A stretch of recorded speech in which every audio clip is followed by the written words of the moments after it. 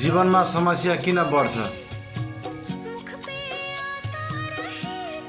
किनभने तपाईलाई कसैले बुझेन, तपाईलाई आफैले धोका दियो भने त्यस्तो परिस्थितिमा मान्छेले नेगेटिभ कुराहरू सोच्न सक्छ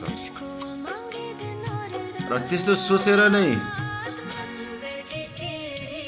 यो संसारमा जीवनलाई गाह्रो भइरहेछ।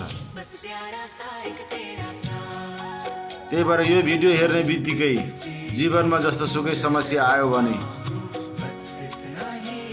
जीवनमा जस्तो सुकै चोट लाग्यो भने हरेक समस्याबाट तपाईलाई सजिलो बनाउँछ। तर जिन्दगी जिउनुस्, हरेक समस्या परे पनि भगवानको नामले जिन्दगी जिउनुस्, हरेक परिस्थितिबाट तपाईलाई सजिलो बनाउँदै लान्छ।